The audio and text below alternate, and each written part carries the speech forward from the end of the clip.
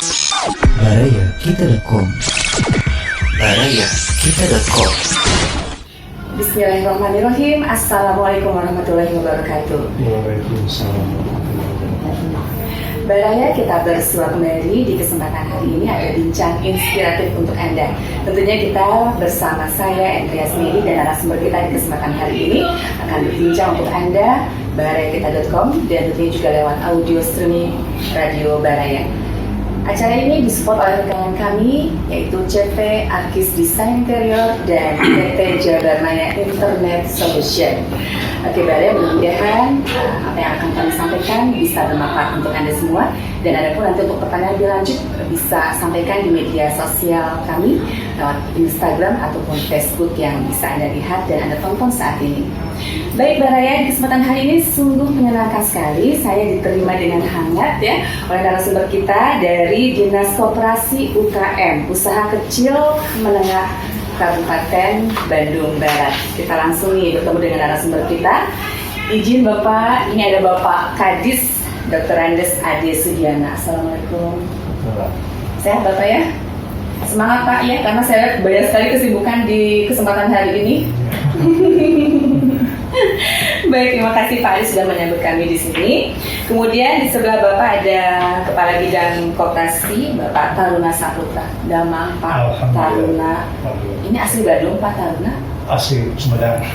Sumedang. Taruna Saputra, bagus banget ya. Dan ada Ibu Kepala Bidang UMKM, Ibu Wewen Surwenda. Kayaknya sudah akrab ya untuk dunia media ya. Banyak informasi yang beliau sampaikan. Bu Wewen, terima kasih sudah bisa menyambut kami di sini. Beberapa banyak informasi bisa disampaikan kepada masyarakat ya Bu ya. Baik, dan di sebelah ujung juga hadir Bapak Sekdis Koperasi UKM, Bapak Denny Bukhari Utomi. Ya, selamat pagi Bapak ya. Baik, kita akan ngobrol-ngobrol saja Baraya, langsungnya bincang santai saja, mudah-mudahan memberikan berita-berita yang positif dan inspiratif untuk Anda semua. Baik Pak Kadis, mungkin di kesempatan hari ini bisa disampaikan kepada masyarakat hal-hal atau program yang saat ini tengah berlangsung. Bagi kita juga masih di pandemi COVID-19 ya Pak ya. Mungkin ada hal-hal yang perlu kita masyarakat Pak berkaitan dengan Dinas Koperasi. Ya, terima kasih. Jadi ini sebenarnya kita mari Assalamualaikum warahmatullahi wabarakatuh. Bahwa program Dinas Koperasi dan UMKM ini kalau secara angka bahwa di BPA kita tercantum 8 miliar 743 ya 8.750 juta 650 ya. Karena itu terdiri dari bidang UMKM dan bidang koperasi serta ini sekretariat ya. Besarnya justru kita di sekretariat ada untuk penerjihan ya. Penerjihan PKK bukan sekarang bukan TK apa namanya? KTT bukan ini KTT.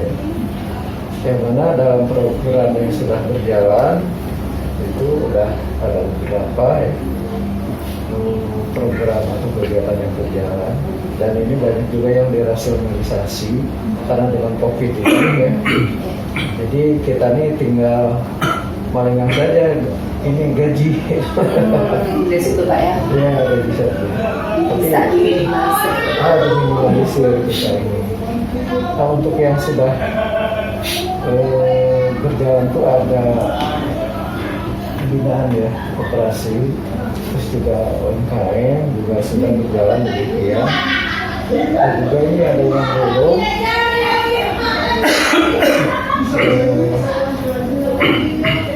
tentang penanganan koperasi ini COVID ini apa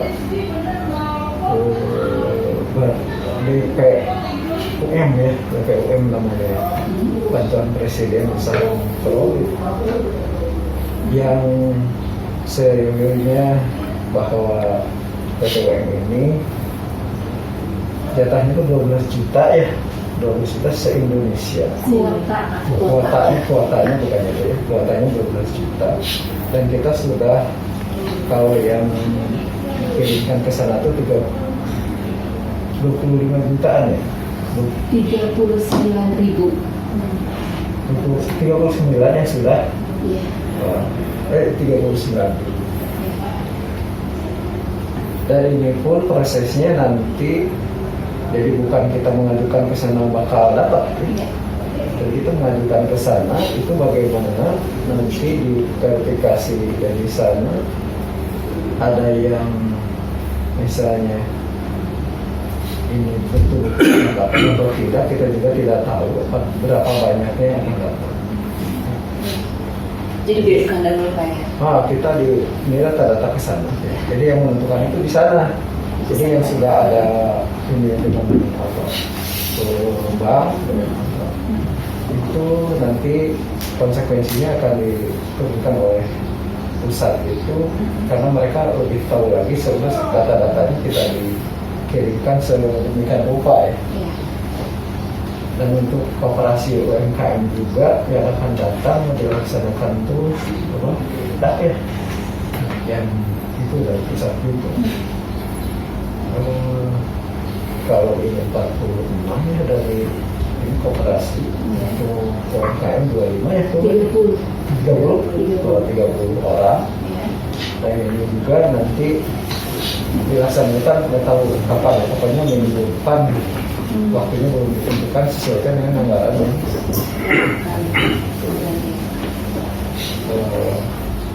Jadi saya kira demikian dulu, nanti untuk lebih luasnya kalau bidang-bidang. Baik Pak. Kalau untuk visi misi Pak di tahun 2020 ini, karena kita masih COVID-19 dari Dinas Koperasi UKM KBD sendiri, ada hal apa Pak yang kayaknya ditargetkan itu bisa dilaksanakan minimal untuk masyarakat? Yang bisa ditargetkan di tahun 2020 ya, dengan segala keterbatasan Pak. Dengan segala keterbatasan memang kita ini menargetkan untuk menyelesaikan program-program UMKM dan koperasi itu berlangsung. Tetapi apalah daya ya, dengan COVID ini kita terhambat. Jadi ada ditahan dulu dan ya, nanti ditahan dulu. Bisa dilanjutkan di tahun berikutnya berbeda Pak ya. Oke. Itu kalau masih ada uang. Iya Pak, mudah-mudahan Pak ya. Kita masih menunggu Pak ya keputusan dari pusat. Baik Pak. Terima kasih Pak sedikit informasi. Jadi minimal kita terbiar ya Pak untuk masyarakat banyaknya mengenai apa yang dihadapkan oleh Dinas Koperasi KMKB ini. Baik, terima kasih Pak. Saya mau sedikit berbincang juga nih kepada Bapak Kabid Koperasi Pak Taruna Saputra Pak. Dari perkoperasian sendiri bagaimana Pak menghadapi hal-hal sulit yang sekarang sedang dihadapi apalagi untuk masyarakat Pak? Terima kasih Bu. Assalamualaikum warahmatullahi wabarakatuh. Mungkin sebelum saya menjelaskan, saya ingin kasih kabar dulu ya tentang koperasi yang ada di Kabupaten Barat, di mana jumlah koperasi yang ada di Kabupaten itu sebanyak 660 koperasi ya. Itu yang tercatat, tapi yang aktif cuma 401 koperasi. Dan yang melaksanakan RAP itu sekitar 190 koperasi. 190 koperasi. Yang menjalani RAP. Ya.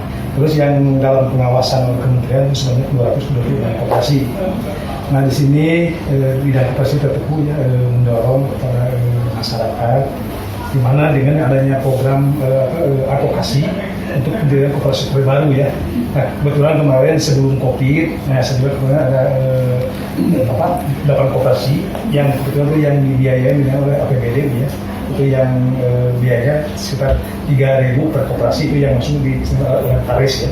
Nah kebetulan kemarin sebelum COVID kami sudah melaksanakan sosialisasi tentang koperasian, di mana itu anggotanya koperasi yang baru ya, yang baru didirikan sebelum COVID ya. Yang 8 koperasi itu alhamdulillah selesai sebelum COVID. Nah, ya, nah sekarang juga, nah itu saya kan mendorong juga kepada masyarakat. Kan sekarang dengan semarak adanya Bank Emok Bu ya. Nah, yang Bank Emok yang lagi ini di masyarakat. Nah, sudah tetap ke masyarakat itu mensosialisasikan lah, berkoperasi lah. Iya. Jangan-jangan ke koperasi yang tidak jelas gitu ya. Nah kebetulan di sini juga saya kerjasama dengan dengan koperasi yang ini sekarang kan diinikan untuk memberantas Bank Emok ini. dari koperasi itu dengan memasang spanduk ya, menolak, artinya menolak kehadiran bank-bank tersebut lah, karena itu akan merugikan kepada masyarakat tentunya.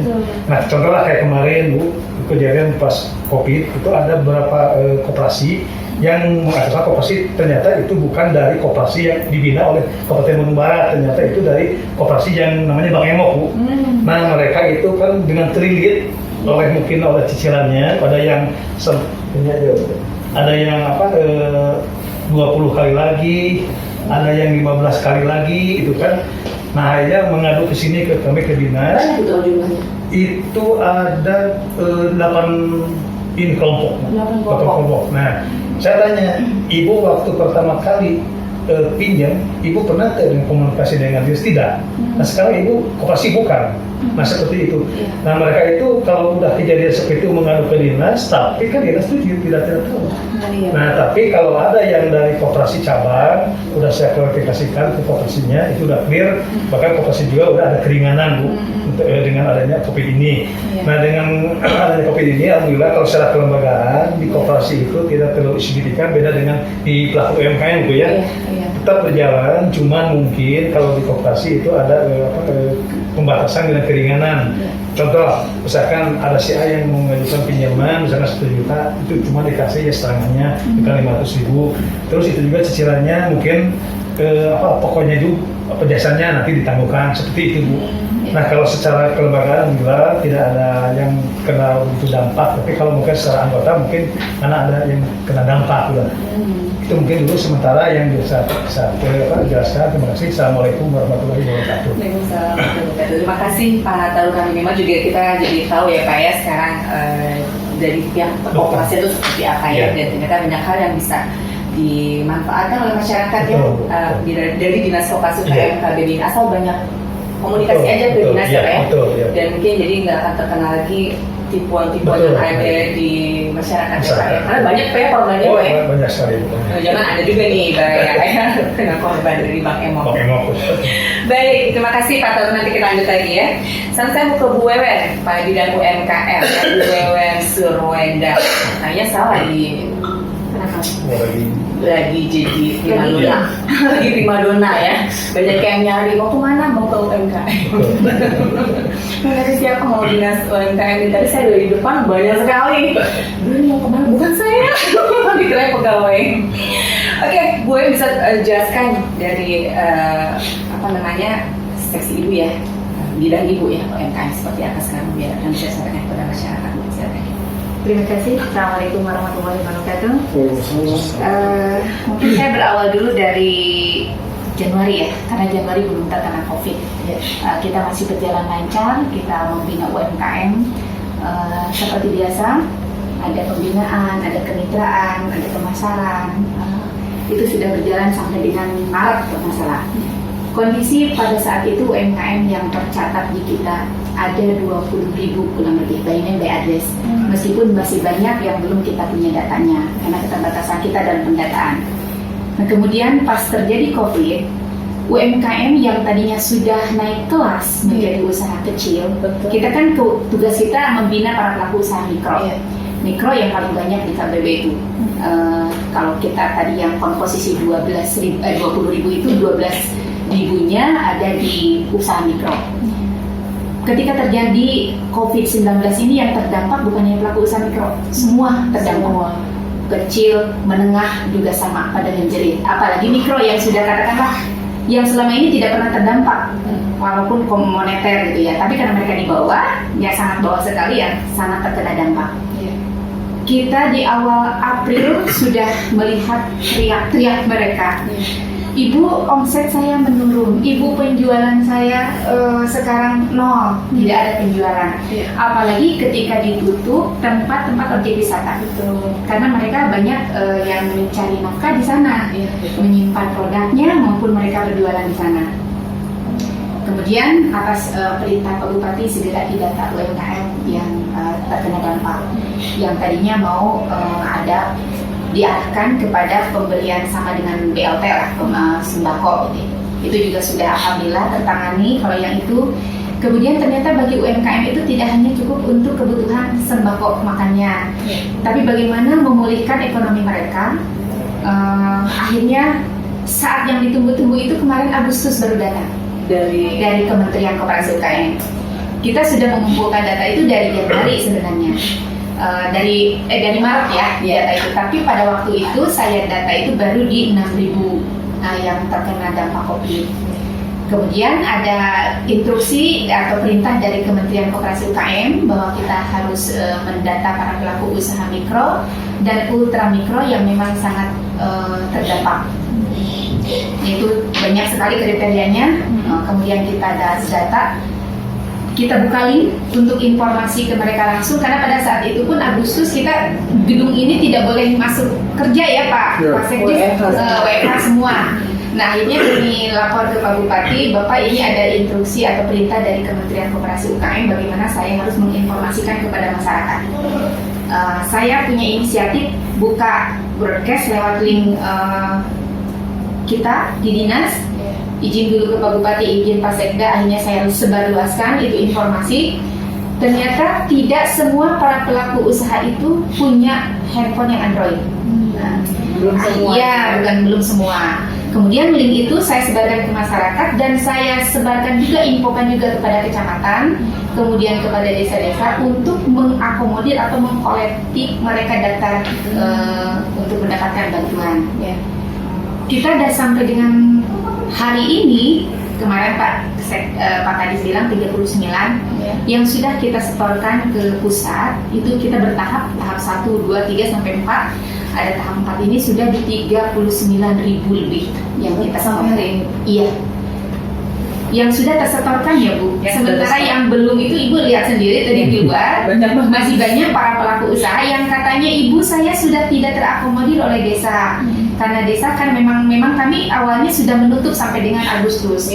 Meskipun dari pusat itu sampai dengan September dibukanya minggu kedua. Tapi kan itu pusat minggu kedua.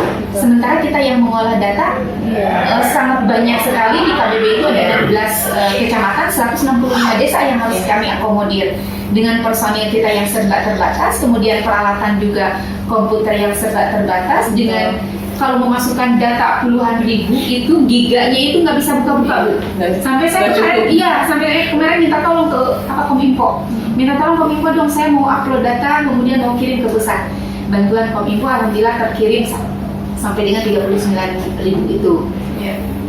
Hanya saja prosesnya kemarin saya harus melalui prosedur, jadi dari bawah dulu. Jadi yang mendaftar itu yang sudah online, kemudian kami persilakan untuk membuat surat keterangan usaha lewat desa, kemudian desa mengkolektif kembali. Nanti bisa dilihat oleh Ibu berkas kami, ruangan Pak Kadis, karena kita keterbatasan ruangan juga, ruangan Pak Kadis penuh dengan berkas. Iya, semua penuh dimanfaatkan ya Pak ya. Nah ini yang datang-datang yang Ibu tadi lihat di luar itu sebenarnya yang mereka di desanya sudah tutup, karena mungkin 1-2 kan bingung desanya, udah datang aja ke sini. Nah kami yang datang di sini ternyata yang 1-2 dari 165 desa cukup banyak juga yang masih kita input. Iya. Hanya kami tugasnya kami informasikan juga kepada mereka bahwa kita di dinas itu hanya mendata dan mengakomodir. Realisasi mereka dapat enggaknya itu ada keputusannya di pusat. Jadi kriteria mereka yang didata itu para pelaku usaha mikro yang aset dan omsetnya sesuai dengan peraturan, asetnya di bawah 50 juta, kemudian omsetnya di bawah 300 juta per tahun. Tapi justru sekarang karena kesusahan menghitung per tahun, akhirnya saya sampaikan ke mereka yang di bawah 5 juta per bulan. Ya. Dan memang ketika ditanya mereka banyaknya itu yang daftar ke kita para pelaku usaha mikro yang PKL Bu. PKL ya. PKL, kemudian yang dagang di sekolah, di kantin-kantin sekolah, iya, sampai betul. Dan sampai saat ini kan sekolah belum buka. Akhirnya mereka beralih profesi. Kalau misalnya UMKM-nya yang cukup kreatif, yang kita bina, jadi ketika mereka bekerja di bidang usaha kuliner, ketika masalahnya mungkin terjadi COVID, mereka kreatif Bu. Jadi mereka lebih pemasarannya ke online. Betul. Kemudian mereka juga kalau yang bisa membuat masker, mereka beralih kepada APD. Bahkan Pak Bupati, bahkan Pak Bupati sendiri waktu pertama itu kebijakan Pak Bupati ketika kita mau membuat masker yang non medis gitu kan, diserahkan kepada UMKM. Ada 75.000 pesanan Pak Bupati untuk dibuat oleh UMKM. Sama dari provinsi juga ada program itu, jadi memberdayakan UMKM yang mampu, yang terpuruk, akhirnya bangkit kembali dengan perlahan-lahan mereka yang memang sudah kita bina. Karena kalau yang kita bina mah otomatis ya udah agak tangguh, ya kemudian sudah kreatifnya udah terbina lah oleh kita gitu. Jadi yang ini yang sekarang yang banyak datang ke sini itu para pelaku usaha yang dari yang di luar kita bina, tapi mereka memang pelaku usaha, pedagang asongan, keliling ataupun yang di kantin-kantin ini yang jauh terjangkau oleh kita gitu. Nggak tersentuh untuk informasi mereka independen ya. Betul. Bahkan mereka sendiri bingung, kami harus data kemana.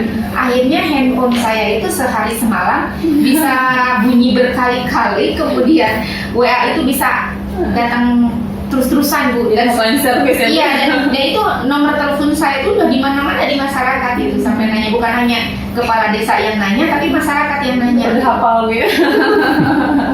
Gitu. Jadi cukup pelik ya Bu, yang dihadirkan oleh masyarakat Bu, terkait dengan Betul, ya. Makanya kemarin ketika kita mendata itu, kita minta bantuan ke seluruh pihak, terutama aparat desa, karena kita tidak tahu kondisi mereka, apakah mereka pelaku usaha benar atau pelaku usaha dadakan. Maka ada safety-nya atau penjagaannya itu di desa. Jadi desa jangan hanya sembarangan mengeluarkan SKU, surat keterangan usaha, padahal mereka bukan pelaku usaha misalnya. Karena itu menjadi salah satu persyaratan bagi kami ketika kami memasukkan mereka, ketika mereka sudah membawa SKU dari pemerintahan dari desa, itu sudah otomatis saya input. Iya, otomatis kan desa kalau paling paham ya. Iya, gitu. Oke. Kalau untuk sekarang Bu yang teknis, kan sekarang udah tinggal sisa-sisanya aja kan, semua udah terkumpul dan udah terdata. Iya. Gimana Bu kalau yang masih ada itu masih terus sampai kapan ini ditampungnya? Saya sebenarnya membatasi sampai dengan akhir Agustus. Tapi karena masyarakat yang datang ke sini jauh-jauh Bu, ada yang dari Cikalong, itu juga pertimbangan kami. Akhirnya kami tampung juga. Kami tampung tapi tidak menjanjikan. Karena kuota 12 juta itu untuk seluruh Indonesia. Jika 12 juta itu sudah terpenuhi di akhir Agustus, maka tertutup untuk kita. Makanya kenapa saya gencar gitu, sampai Agustus harus masuk data loh gitu. Nah akhirnya yang direkap oleh desa memang masuknya tadi sampai akhir Agustus ini, tapi yang perorangan yang ketinggalan satu-satu ya kita akomodir juga. Oke. Ada hal-hal yang perlu dipahami masyarakat lain nggak Bu untuk hal-hal yang tadi? Nah sekarang ini karena pintunya untuk BPUM itu, jadi bantuan untuk pelaku usaha mikro ini banyak pintunya. Ada pintu melalui Dinas Koperasi UKM seluruh kabupaten kota. Ada pintu melalui BRI, ada juga melalui koperasi dan ada PNM. Nah sekarang yang sudah ramai di masyarakat itu karena memang ada yang sudah cair tahap pertama. Yang kemarin waktu tanggal 24 Agustus sama Pak Jokowi disimboliskan. Itu di KBB juga sudah ada 980. Hanya kita dari pihak dinas belum tahu by name by address-nya. Tapi mereka tahunya kita yang mendata, kemudian kita yang menyerahkan data ke pusat. Mereka selalu bertanya, Ibu, saya sudah dapat transferan lewat SMS, tapi kok belum bisa dicairkan? Kenapa belum bisa dicairkan? Makanya saya juga masih nunggu pihak BRI untuk berkoordinasi dengan dinas.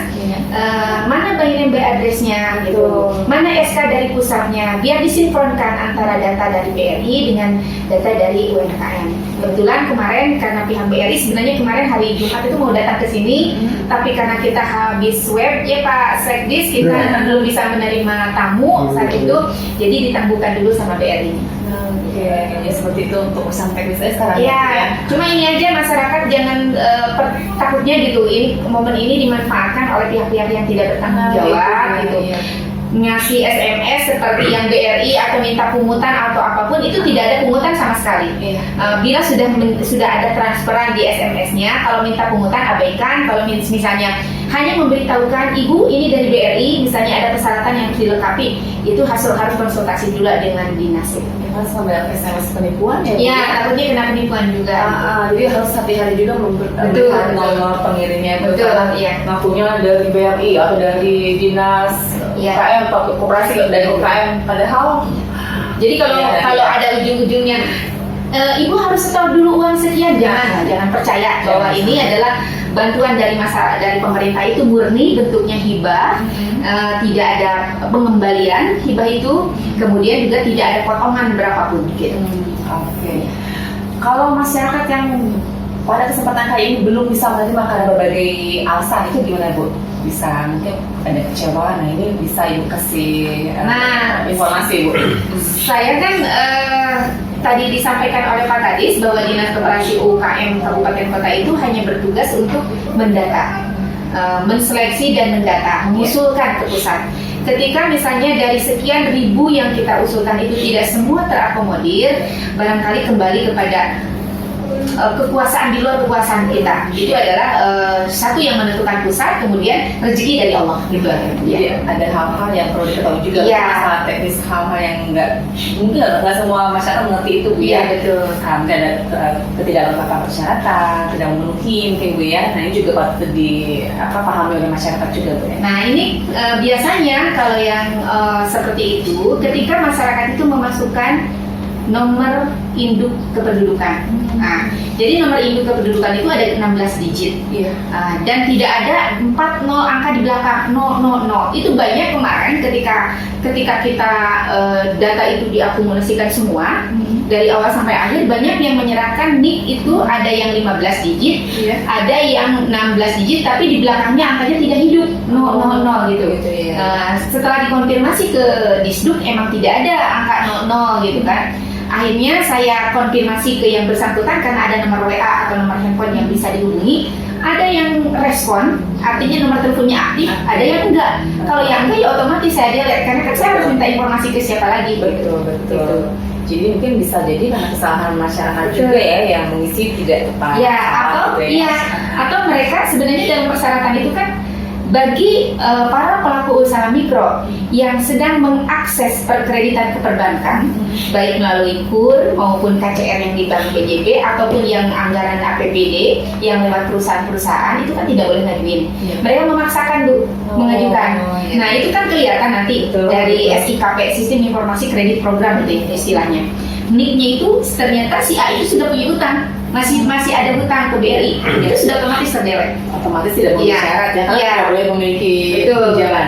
Atau ketika mereka kan NIK-nya dimasukin nih, mereka juga sudah terakses dengan perbankan, sudah kelihatan nama ini punya rekening segini, ternyata saldonya lebih dari 2 juta. Nah itu juga nggak bisa. Nggak bisa. Karena kan Batas minimal batas maksimalnya itu saldo 2 juta. 2 juta. Ya.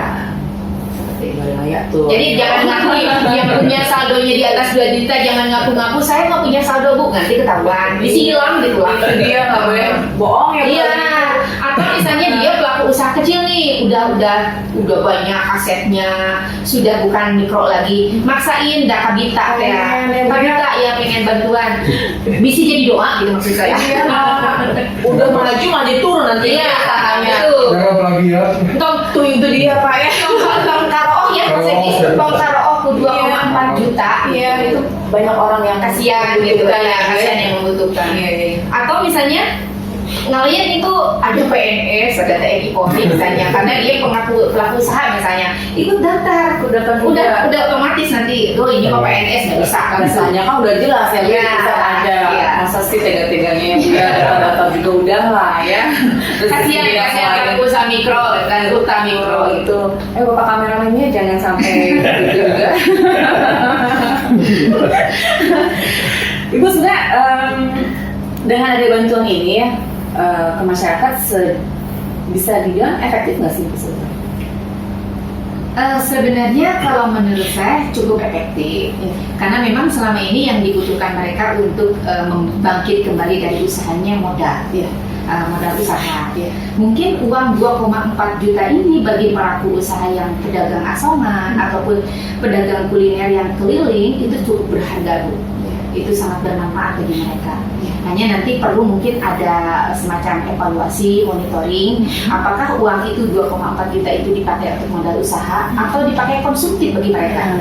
Karena sekarang kan banyak ya bantuan, ada yang dari BLT, ada dari gubernur, ada dari bupati. Betul. Mereka rata-rata Kalau yang pelaku usahanya memang pelaku usaha beneran, pelaku usaha beneran kan dia lah yang murni ya, gitu ya. Mereka akan berharga uang seperti itu. Tapi bagi misalnya mereka yang hanya usahanya hanya usaha-usahaan gitu ya, lebih ke konsumtif nantinya, sama aja nantinya tidak bermanfaat, tidak menjadi apa-apa bagi mereka.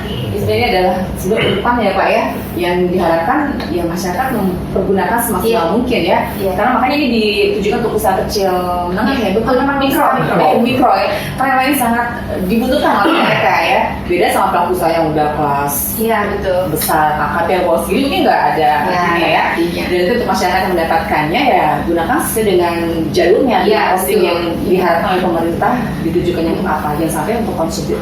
Betul. Selain dari pemerintah juga kebetulan Dinas Koperasi UKM Bandung Barat itu sudah bekerja sama juga bermitra dengan Baitul Mal Hidayatullah. Jadi sebelumnya kita sudah mendapat bantuan bagi para pelaku usaha yang ibu-ibu kepala keluarganya. Ada 100 pelaku usaha yang mendapatkan suntikan modal, juga pelatihan dari Baitul Mal Hidayatullah. Satu orangnya 3 juta. Jadi 3 juta itu untuk pelatihan, kemudian untuk modalnya 1 juta bagi mereka, tapi tidak diberikan uang ke mereka, tapi diakomodir oleh koperasi. Mereka butuh bahan baku apa?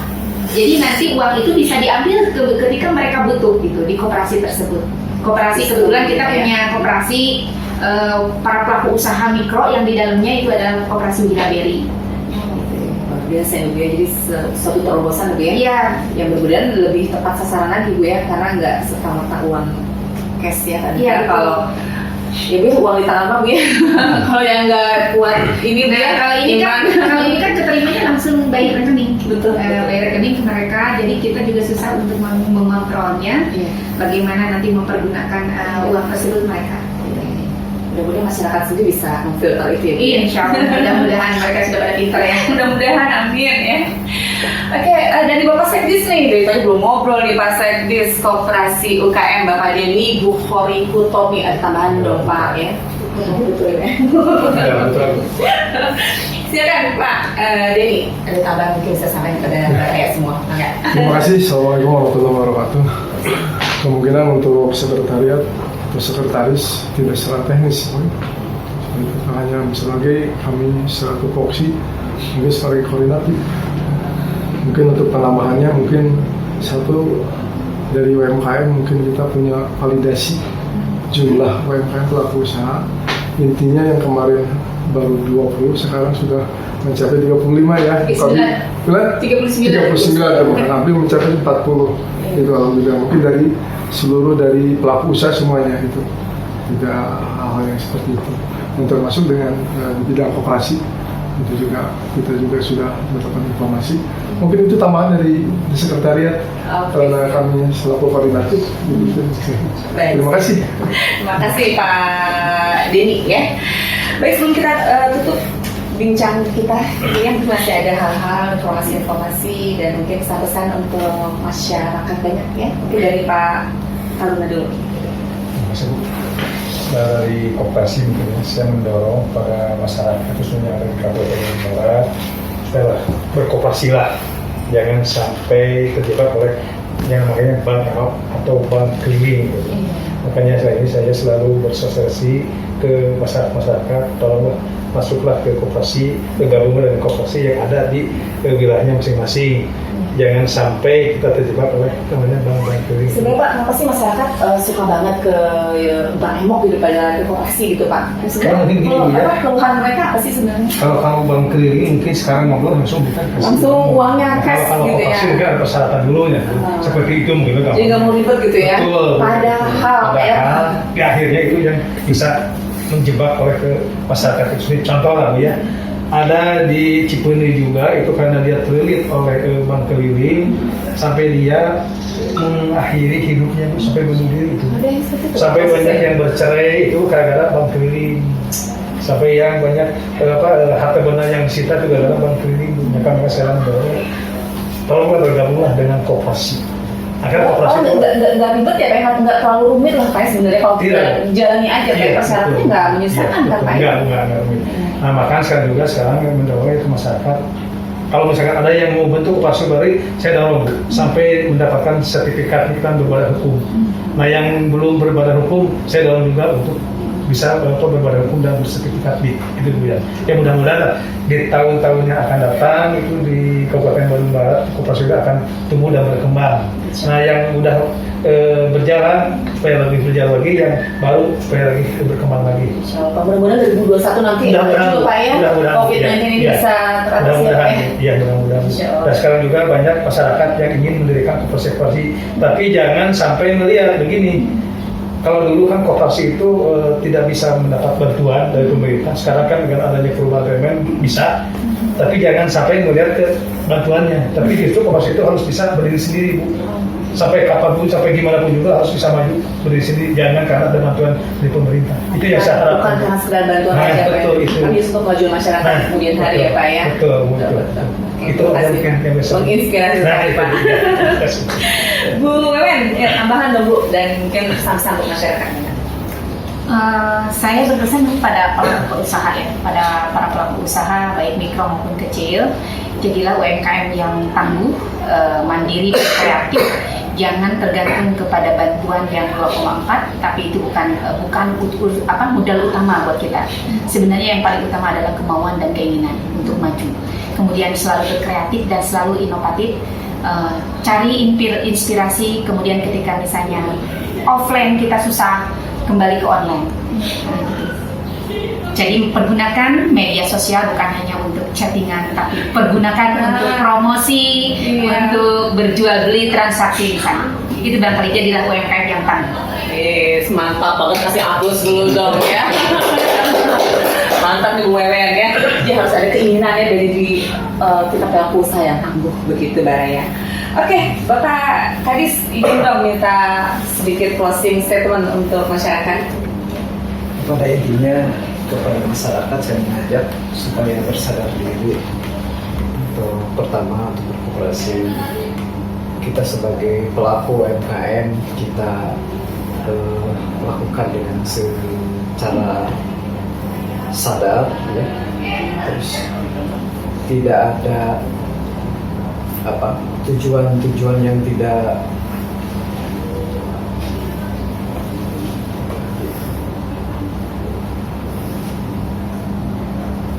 pokoknya kita berharap bahwa pelaku UMKM maupun koperasi supaya sadar dan lebih melihat lagi untuk ke depan, lebih bagus lagi. Seperti tadi Bu Wewen katakan untuk mandiri, untuk lebih tangguh lagi, dan koperasi juga dengan adanya Bang Emok juga ya, semoga bisa tereliminasi lah itu Bang Emok. Tapi kayaknya agak sedikit susah sih kalau Bang Emok karena jualan import yang lebih lagi Pak ya. Karena itu datangnya kan tiba-tiba, kadang-kadang kalau Bang Emok itu tidak diketahui oleh kita semua ya. Itu siapa atau bagaimana ya. Tahu-tahu udah ada di tempat tersebut itu. Dan itu pun menjadi suatu kenyataan yang memang tidak bisa dihindari oleh kita semua ya. Bang Emok itu adanya, dan tapi kita berusaha untuk menanggulangi itu seperti tadi mensosialisasikan melalui koperasi, melalui UMKM juga ya, pasti ada yang terkena oleh itu. Nah, sekali lagi mengucapkan minta kesadaran dari masyarakat untuk tidak terjebak ke dalam koperasi MK itu, dan UMKM pun demikian juga sama, untuk supaya tidak terjebak dengan itu. UMKM pun sama ya, mengadakan sosialisasi dan sebagainya ya. Terima kasih banyak Pak ya. Mudah-mudahan apa yang disampaikan oleh Bapak dan Ibu berkesan Baraya bisa menginspirasi kita, dan mudah-mudahan tambah maju, dan ini semua demi kemakmuran masyarakat banyak. Terima kasih Bapak Kadis atas waktunya ya. Pak Taruna juga, Ibu Wewen terima kasih, dan Pak Denny ya sudah digerebek oleh Baraya kita potong mendadak, mohon maaf, dan menjadi informasi yang bermanfaat untuk masyarakat banyak ya, dan bisa bersinergi selalu ya Bu Wewen, Pak Kadis dan Pak Taruna juga ya. Baik, Baraya, demikian bincang kita yang mudah menginspirasi Anda dari Dinas Koperasi UKM KBB ya. Insya Allah kita akan hadir kembali untuk Anda di bincang inspiratif lainnya. Saya Andreas Medi pamit, selamat siang dan wassalamualaikum warahmatullahi wabarakatuh. Baraya Kita.com. Baraya Kita.com.